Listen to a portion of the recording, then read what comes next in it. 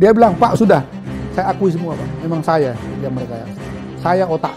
Sangat mungkin memang terjadi bahwa itu dilakukan oleh lebih dari satu orang. Ini ketika kami periksa Richard, dia mengakui bahwa Pak FS ini melakukan tembakan, ya, 2 tembakan ke Joshua. Indikasi bahwa pelurunya jenisnya juga berbeda, di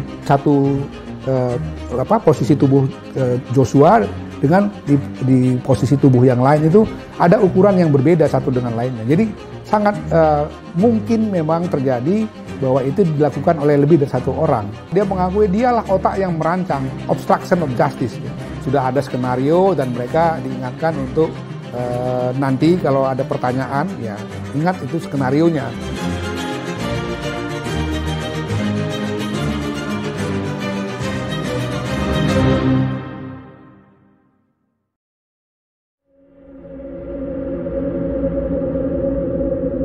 Ya cukup banyak ya. Pertama ADC semua kita periksa dan beberapa orang petugas sipil yang ada di rumah atau yang bekerja membantu Pak Sambo dan keluarganya selama ini.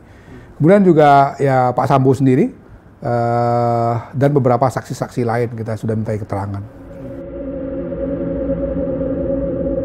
Untuk saudara FS ini dia pada pokoknya mengakui 2 hal.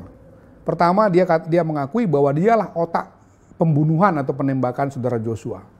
Yang kedua, dia mengakui dialah otak yang merancang obstruction of justice, ya, dengan misalnya mengubah TKP, menghilangkan beberapa barang bukti seperti decoder CCTV, alat-alat komunikasi dan lain-lain, termasuk juga mengkondisikan ya, supaya orang-orang yang menjadi saksi kunci itu memberikan keterangan sebagaimana skenario yang dia mau buat, yaitu skenario seolah-olah ada tindakan pelecehan seksual di rumah Duren 3 itu yang dilakukan oleh saudara Joshua terhadap istrinya. Kemudian setelah itu terjadi tembak-menembak antara Joshua dengan Richard atau Baradae. Itu diakuinya sebagai rancangan dia, dan setelah itu semua dia siapkan alat pendukungnya. Misalnya membuat seolah-olah ada tembakan ya, dari Joshua dengan menggunakan senjatanya Joshua itu ke dinding-dinding gitu. Itu dia akui dia yang lakukan.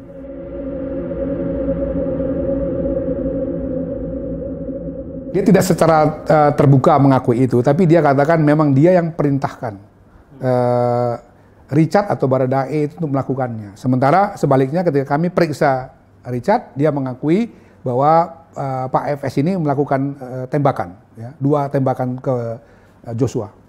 Kemudian setelah itu dia memanggil KM, RR dan Richard itu untuk dia kasih arahan bahwa kalian harus lakukan ini dan ini begitu. Itu dia akuinya.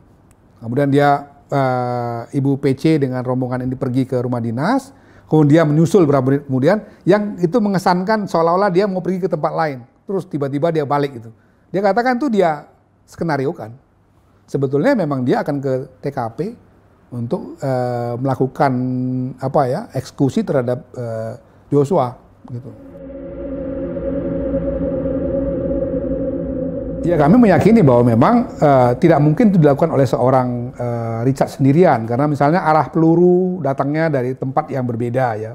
Artinya tidak mungkin orang yang sama berbolak-balik dari satu tempat ke tempat lain untuk melakukan tembakan. Yang kedua juga indikasi bahwa pelurunya jenisnya juga berbeda. Satu posisi tubuh Joshua dengan di posisi tubuh yang lain itu ada ukuran yang berbeda satu dengan lainnya. Jadi sangat mungkin memang terjadi bahwa itu dilakukan oleh lebih dari satu orang.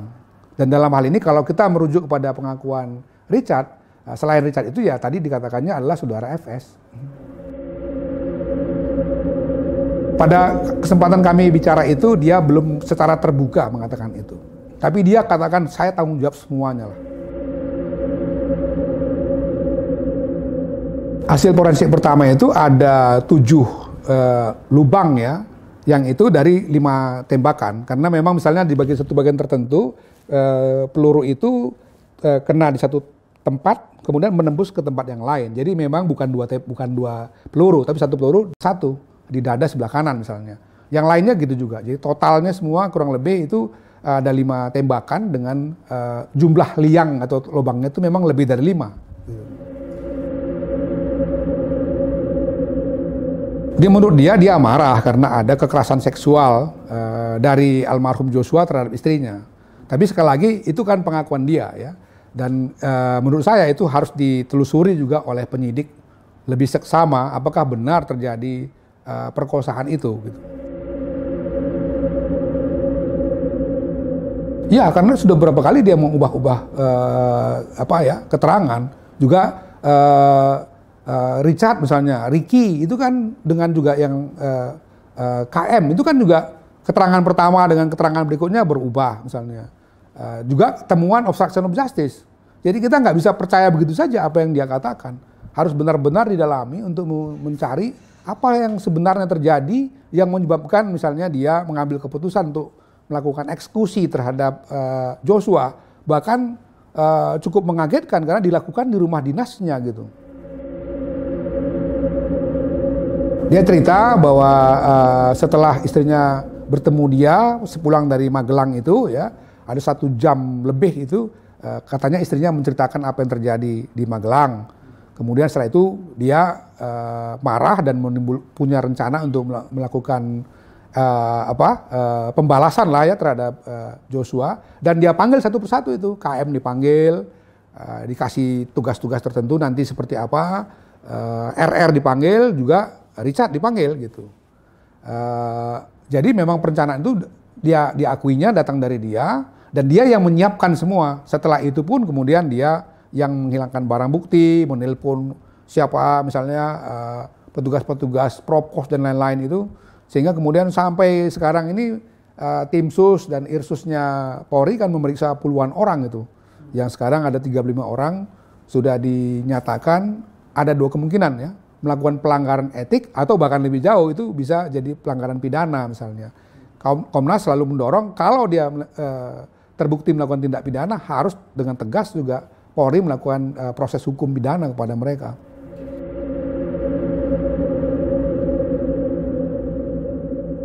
Ya, itu dia akui misalnya ketika seolah-olah dia kan pergi ke satu tempat bukan rumah dinas ya. Terus kemudian kalau dilihat di CCTV itu kan patwalnya berhenti. Sebelumnya dibangun keterangan bahwa dia ditelepon setelah terjadi kekerasan seksual dan tembak-menembak. Tapi itu akhirnya diakuinya bahwa sebetulnya itu adalah skenario yang dia buat. Dia kembali itu bagian dari skenario dan belum terjadi apa-apa. Nah, setelah dia kembali ke rumah, setelah dia masuk ke rumah dinas itulah atau TKP itu baru kemudian dia memanggil Joshua dan beberapa ADC-nya tadi itu untuk kemudian melakukan katakanlah penghukuman ya dalam bahasa dia ya kepada Joshua. Ya salah satunya jelas tadi ya ada pengkondisian ya. Jadi di situ terlihat bahasa-bahasa memang sudah ada skenario dan mereka diingatkan untuk nanti kalau ada pertanyaan ya ingat itu skenarionya gitu. Dan ya bahasa-bahasa itu dijawab bahwa ya oke, kami akan lakukan dengan ya misalnya kata-kata siap komandan misalnya kan itu jelas. Dan ketika kita tanya lagi mereka ya mereka mengakui bahwa ya memang kami dikondisikan untuk mengakui sebagaimana skenario yang sudah disiapkan tadi. Seolah-olah ada pelecehan seksual, ada tembak-menembak, kemudian saudara Joshua meninggal dunia gitu.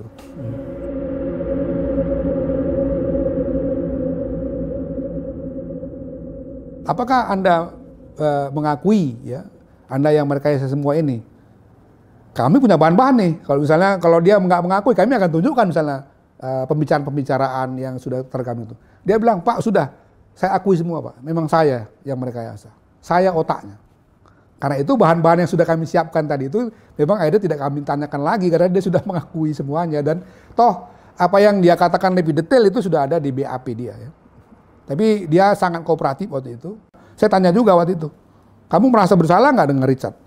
Yang ini masih muda, saya bilang, dia nggak punya motif apa-apa, anak buahmu. Sekarang dia terkait-kait dengan masalah ini, dia ngaku dia salah. Ya, yang dia bilang saya juga bersalah terhadap Richard. Nah itu tidak dijelaskan ya. Apakah? Cuman dikasih tahu bahwa ketika dia memanggil satu persatu itu sendirian dia. pengakuan dari 3 orang ini juga begitu. Ketika dipanggil, dia hanya berhadapan dengan FS, tidak didampingi oleh ibu. Mereka pergi ke rumah dinas, ibu PC-nya masuk ke dalam kamar tidur itu. Jadi mereka melakukannya di ruang tamu. Tapi sekali lagi itu pengakuan mereka gitu. Itu yang harus diuji kan. Apakah benar 100% seperti itu? Walaupun setidak-tidaknya sekarang pembunuhan berencana sudah ada pengakuan, ada kesaksian, obstruction of justice-nya sudah ada yang mengakui dan sudah banyak orang yang diperiksa. Tapi kan untuk lebih memastikan apakah ini penembaknya hanya 1 atau 2 atau mungkin lebih dari 2, itu kan tetap harus kita buka kemungkinan-kemungkinannya dengan pembuktian-pembuktian yang valid itu. Ya, dia mengakui bahwa keterangan yang pertama dulu itu sebetulnya adalah pengkondisian yang harus dia sampaikan kalau dalam pemeriksaan kepada penyidik, kepada tim sus misalnya, kepada Komnas HAM. Dan itu sudah disiapkan untuk dia selalu menjawab seperti itu. Belakangan dia mengakui bahwa itu adalah keterangan yang tidak sebenarnya. Kepada Komnas HAM kemarin dia katakan bahwa itu atas perintah Pak Sambo. Jadi dengan demikian yang sebenarnya itu ya begini, dia ceritakan lah sama dia. Dia tidak tahu menahu apa yang terjadi di Magelang, karena ketika dia pulang dari satu tempat, mau masuk ke kamar di lantai 2 itu, dia dilarang naik katanya. Setelah itu baru dia boleh masuk ke kamarnya, dia istirahat. Nah di Jakarta juga dia tidak tahu menahu, tiba-tiba dipanggil, dikasih perintah seperti itu oleh FS. Yang dia juga bingung kenapa semua itu dia tidak mengerti, sampai di TKP diperintahkan lagi untuk melakukan penembakan. Peluru-peluru itu juga atas perintah dari FS untuk mengisi, termasuk kepada senjata Glock 17 dan HS9 itu. Semua atas perintah, dia bilang.